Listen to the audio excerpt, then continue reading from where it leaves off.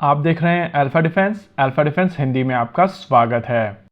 आज के इस वीडियो में हम लोग बात करेंगे भारत की nuclear powered ballistic missile submarines के बारे में और समझने की कोशिश करेंगे कि इस समय पूरा इंटरनेट इन सबमरीन्स के बारे में क्यों बात कर रहा है।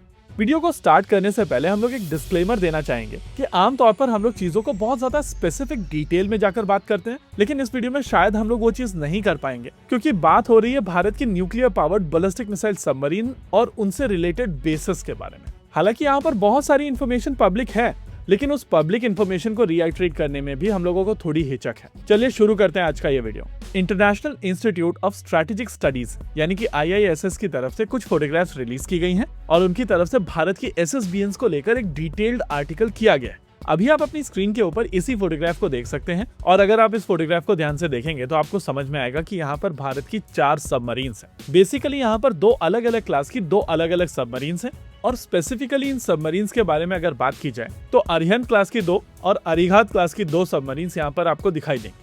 इन सबमरीन्स को लेकर पूरी पिक्चर समझने से पहले आपको 2 चीजें समझनी पड़ेगी। आमतौर पर भारत में हम लोग इन सबमरीन्स के बारे में बहुत ज्यादा डिटेल में बात नहीं करते हैं और कहीं ना कहीं इसके पीछे कारण है भारत सरकार की अप्रोच। इन सबमरीन्स को लेकर अभी तक किसी भी तरीके की कोई फोटोग्राफ या कोई वीडियो पब्लिकली शेयर नहीं किया गया है और आमतौर पर भारत सरकार इन सबमरीन्स को लेकर काफी कॉशियस रहती है। हालांकि ये चीज भी क्लियर है कि आप में से जितने लोग सबमरीन्स को मॉनिटर करते आए हैं, भारत के सबमरीन बिल्डिंग इंफ्रास्ट्रक्चर को मॉनिटर करते आए हैं, सैटेलाइट इमेजेस को क्लोजली मॉनिटर करते आए हैं, उन सभी को पता होगा कि ये सबमरीन्स कहां पर डॉक रहती हैं। अगर आप इस पॉइंट ऑफ टाइम पर वीडियो को पॉज करके गूगल अर्थ में जाते हैं और स्पेसिफिकली इस पॉइंट को सर्च करते हैं तो आपको वहां पर कम से कम 2 न्यूक्लियर पावर्ड सबमरीन सरफेस पर दिखाई देंगे। अब अगर आप IISS जैसी ऑर्गेनाइजेशंस की बात करेंगे तो उनके पास में ज्यादा बेहतर सैटेलाइट इमेजेस हैं और इसी वजह से वो ज्यादा बेहतर तरीके से इन सबमरीन्स को मॉनिटर कर सकती हैं। सैटेलाइट की इमेजेस की अगर बात की जाए तो उनसे ये सबमरीन्स बिल्कुल भी छुपी हुई नहीं है और सभी को पता है कि एग्जैक्टली भारत की ये चारों सबमरीन्स कहां पर रहती हैं।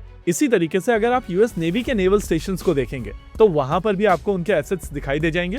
अभी आपकी स्क्रीन के ऊपर US नेवी का नेवल स्टेशन नॉर्फॉक दिखाई दे रहा है और यहाँ पर आपको 2 LHDs और 2 एयरक्राफ्ट कैरियर्स दिखाई दे रहे हैं। यानी कि प्रैक्टिकली नेवल एसेट्स आमतौर पर नेवल स्टेशंस के ऊपर होते हैं और अगर आप सैटेलाइट से इनको ढूंढने की कोशिश करेंगे तो आपको ये सारे के सारे दिख भी जाते हैं। वैसे आमतौर पर भारतीय नौसेना की चारों सबमरीन्स वहां पर नहीं रहती हैं, लेकिन अगर IISS ने चारों सबमरीन्स को एक साथ कैप्चर किया है तो ये क्लियर है कि एक गिवन पॉइंट ऑफ टाइम पर ये सबमरीन सारी की सारी वहां पर मौजूद थी और इसी वजह से इनकी सेफ्टी को लेकर एक क्वेश्चन उठ रहा है कि अगर एनिमी की तरफ से कोई प्रीएम्प्टिव स्ट्राइक की जाती है या सबोटाज मिशन किया जाता है तो भारत की सारी सबमरीन्स को एक साथ टारगेट किया जा सकता है। ऐसे में क्वेश्चन उठता है कि क्या भारत के स्ट्रेटेजिक फोर्सेस कमांड इस बारे में बिल्कुल नहीं सोच रहे हैं। इसके अलावा भारत की ये न्यूक्लियर ट्रायड का हिस्सा है और भारत के लिए स्ट्रेटेजिकली बहुत इंपॉर्टेंट सबमरीन्स हैं। ऐसे में अगर इनको IISS की तरफ से ट्रैक किया जा रहा है तो क्या आपके एनिमी इनको ट्रैक नहीं कर रहे होंगे? वेल, रियलिटी ये है कि आपके एनिमी सर्टेनली इन सबमरीन्स को ट्रैक कर रहे होंगे और जिस तरीके की सैटेलाइट कैपेबिलिटीज IISS के पास में है उससे काफी ज्यादा बेहतर सैटेलाइट कैपेबिलिटीज चाइना के पास में। ऐसे में क्वेश्चन निकल कर आता है कि क्या भारत के स्ट्रेटेजिक थिंकर्स इसके बारे में कुछ नहीं सोच रहे हैं?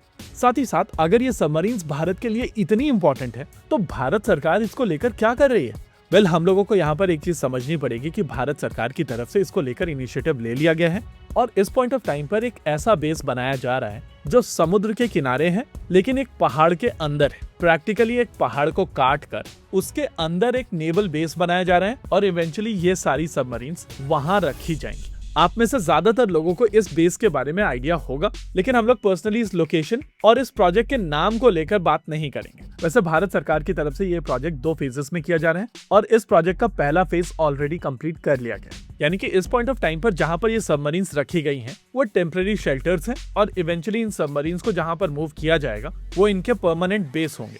होप यहाँ पर आपको पूरी क्लैरिटी मिली होगी, लेकिन ये बात भी सच है कि हम लोग इस टॉपिक को लेकर बहुत ज्यादा डिटेल में बात नहीं कर पाए क्योंकि आप चीजों के बारे में जितना ज्यादा डिटेल में बात करना शुरू करेंगे उतनी ज्यादा इन्फॉर्मेशन पब्लिक होगी।